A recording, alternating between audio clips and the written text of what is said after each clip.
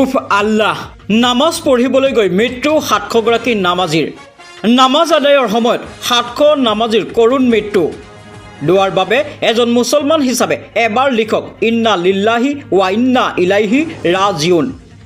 আল্লাহ পাকে এই ৭০০গৰাকী নামাজীক জান্নাত নচিব কৰক। সকলোৱে এবাৰ অন্তৰৰ পৰা লিখক আমিন। ঘটনাৰ পাছতে সৰ্বত্ৰে হাহাকাৰ।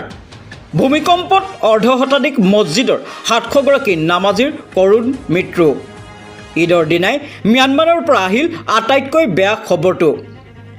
ৰমজান মাহৰ অন্তিমটো নামাজ আদায়ৰ সময়তে কাল হৈ আহিছিল ভূমিকম্প। নামাজ আদায়ৰ সময়তে ভূমিকম্পৰ নামাজীৰ ওপৰত খহি পৰিছিল মছজিদৰ ছাদ। ম্যানমাৰৰ মুছলিম সংগঠনে উদঙাইছে এই শোকাৱহ তথ্য। অধিক মুছলমানে বাস কৰা ম্যানমাৰৰ পশ্চিম আৰু উত্তৰ প্ৰান্ততে ভূমিকম্পত বেছি হৈছিল ক্ষতি। ৰমজানৰ অন্তিমটো শুকুৰবৰীয়া নামাজ আদায়ৰ বাবে মছজিদত একত্ৰিত হৈছিল হাজাৰ হাজাৰ মুছলমান। ভূমিকম্পৰ পাছতেই ধ্বংসস্তূপত পৰিণত হৈছিল ম্যানমাৰৰ শতাধিক মছজিদ আৰু এতিয়াও ম্যানমাৰত ধ্বংস হোৱা মছজিদত চলি আছে উদ্ধাৰ অভিযান। যিকোনো সময়ত ম্যানমাৰত বাঢ়িব পাৰে মৃত্যু হোৱা নামাজীৰ সংখ্যা।